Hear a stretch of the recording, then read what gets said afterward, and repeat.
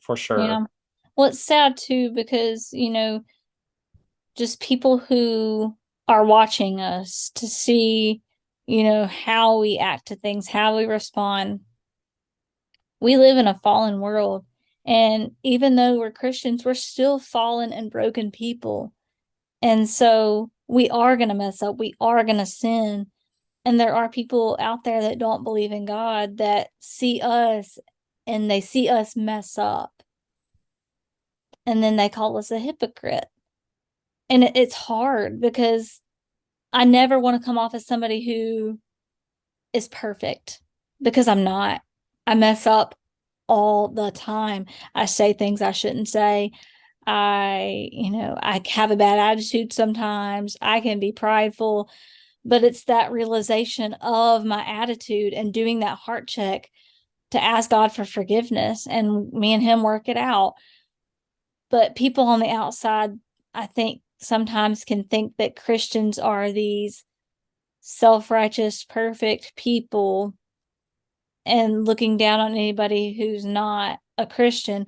But that's like, I mean, don't get me wrong, there probably are some Christians out there that do that. I don't know, but I just know in my heart, like, it just makes me sad because I don't want anyone out there thinking that I'm trying to be perfect or trying to be self-righteous. Like, I can boldly say I mess up all the time. I mess up on the daily. Like, I say things I shouldn't say. I have a bad attitude. My heart sometimes is not in the right place. And, you know, again, that's where I think Christians sometimes can get a bad rep because there are people who think that once we mess up, we're a hypocrite because we talk this talk, but sometimes we don't walk the walk.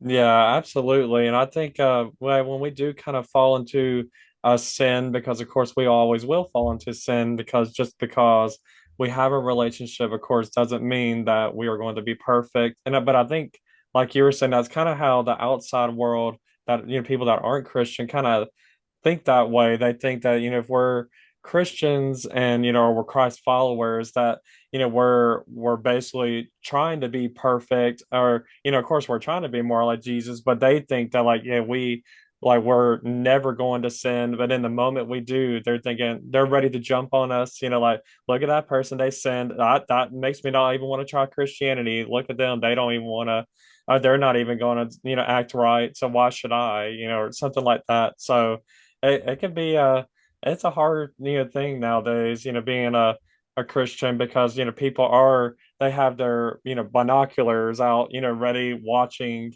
every move you make. And if you slip, then they're ready to call you out on it, and ready to pounce in that very Yeah. moment.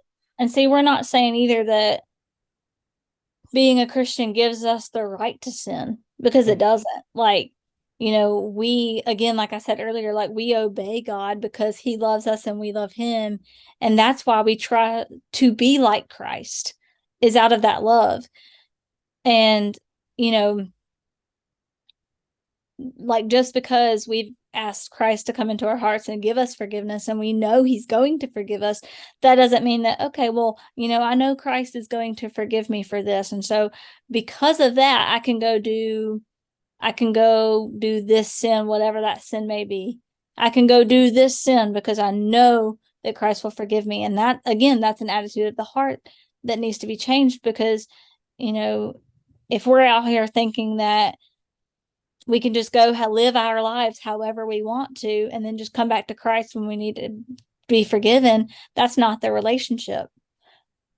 Yeah, yeah, that's definitely a good thing to point out, that yeah, that definitely is not the way to go about doing that, is just continuing sinning in the same exact sin, or doing that same pattern, just because that Christ is he's for forgiving, and he's merciful, and graceful. But people do have that attitude, like, "Oh, okay, well, I'm going to go to heaven anyway, so he's going to forgive me at some point." So it does go to show, like you said, that it goes back to our hearts. And it just, that's why it's good, each and every day to keep our hearts in check, guard our hearts and even our minds, because these things do happen, to where the enemy will come in and he'll try to plant something in you. And sometimes we do slip in those moments. And then but then sometimes, we do stand strong in those moments, and we overcome a mental or spiritual battle that's going on in our head and in our hearts. So yeah, it all just goes back to having the right attitude, and not being obedient for just for our own personal gain, thinking that looks like we're being teacher's pet or something like that. It is, yes, he is our teacher and all that, but it all just stems back to just being obedient because we know that we need Jesus. We can't do life on our own, and without Jesus, I think all of us would be in worse shape when it comes to just the actions that we take in life, and we could be completely different people than we are right now. Mhm. So, so yeah, I think I'm going to go ahead and move on into the next question. This one's a little bit more brief of an answer, but how old were you when you realized that you wanted a relationship with Jesus Christ? So you thought this was going to be a brief answer, but let me tell you. So when I was 6, I got baptized for the first time, but I was really only doing it, to be honest, because a friend was doing it. Okay. So went through that whole thing, and then when I was 11, I was at a youth conference, and I felt the Holy Spirit nudging me, telling me like, "Hey, you need to get rebaptized because the way you did it the first time, you didn't know what you were doing." So around the late age of 11, I got baptized again. And, being 11, not that God did not accept that. God accepted that because he called, I listened in that moment. But my parents also divorced when I was 11. I had some hard life situations come up, and at the age of like 15 to 18, I started dating this guy that really was not good for me. And like he didn't go to church, and so I would stop going to church to spend more time with him. And slowly but surely I realized I was drifting further and further away from Christ. But the beauty of Christ is that even though I'm running, he's chasing after me. And so like he found me where I was and called me back to him. And it's probably about 19 when he called me back to him. And um that like the time away was very hard. Like again, at the time I didn't realize what was happening because Satan is sneaky like that. He'll tempt you and he'll draw you away, and slowly but surely, like you don't even realize you're sinning, and then all of a sudden you're in this hole. And that's kind of how I was. I was in this hole. But Christ, like he always chases. And so he was chasing after me constantly, even when I didn't realize he was doing so. And like relationships in my life got restored. Just everything started changing. And now that's not to say that hard moments didn't still come up, because they did. But when those hard moments came up in my life, I was able to go back to Christ and be like, look, you've chased after me and you've been faithful to me. And so I'm going to look to you during these hard moments instead of looking to this person or this thing or that thing in the world. I'm going to look to you now because I know that you've been faithful to me. And he's proven over and over again that he's faithful. And so, yeah, I'd say truly about 19 is when I really started following Christ more serious, I guess, because he did still accept my baptism when I was 11. He did. Um, but, I had that moment, unfortunately, of falling away. And I would not, like, I've told my students before, I've told them, like, look, I do not condone or encourage running away from Christ. I don't condone it. I don't encourage it. I would urge you not to.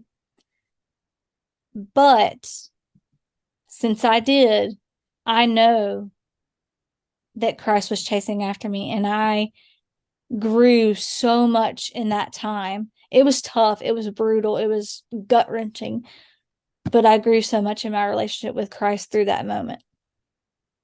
Yeah, I definitely appreciate you sharing with me that. For some reason, I don't know why I said brief because my answer is not brief either.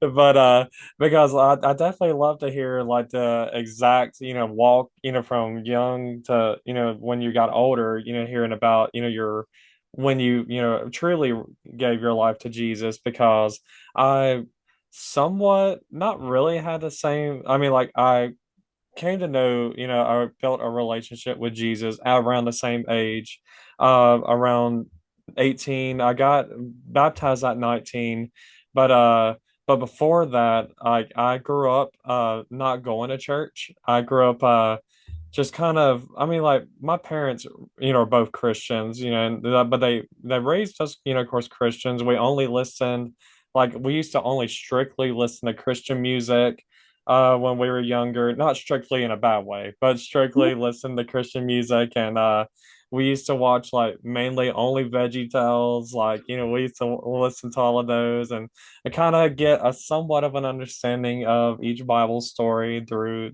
those on the show.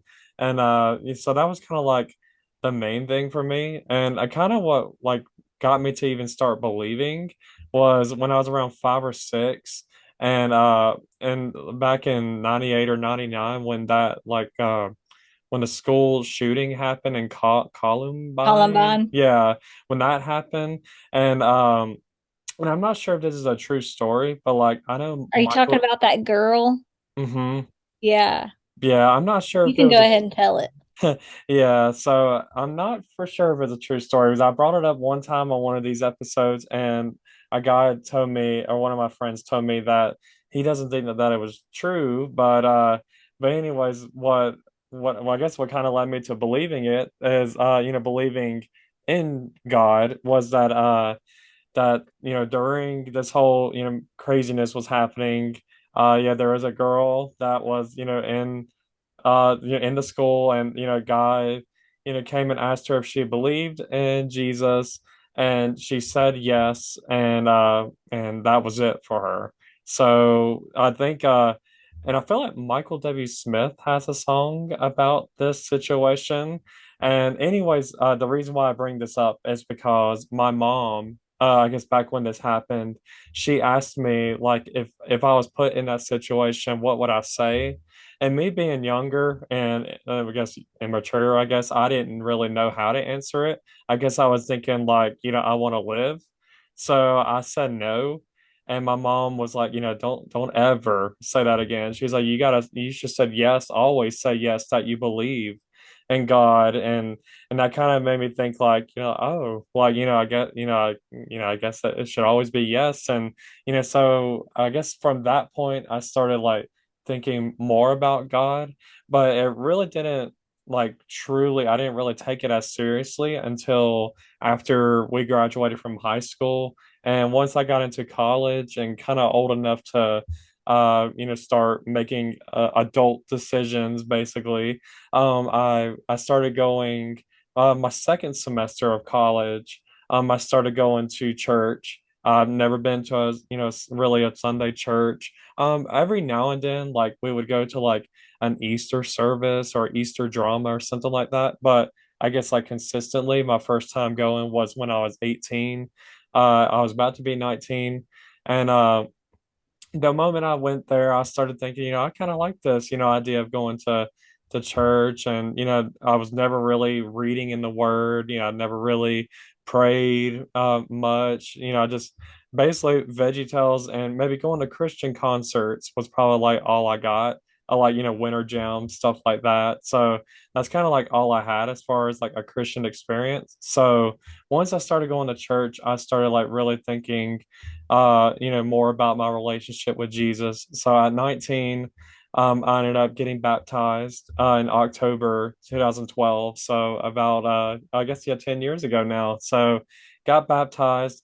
But of course, still at that point, I still didn't feel like I took it as seriously. I mean, I took it a little bit more seriously, but I didn't take it as seriously until at the very beginning of 2020 when I started thinking like, like you've gone to church for all of these years, but like don't really know the Bible. You really don't know the word. You only know like kind of like the surface level of each some different stories in the Bible, but like I've not don't know much about the Old Testament. So, I started thinking, like putting it in my head that like, how do you even like worship a God that like you don't even know, basically. So I started, trying to change that within my heart. And I guess it was a, convicting moment, which was definitely good for me at the end of it because now I'm a lot more into the word, to definitely want to be in the word for sure. And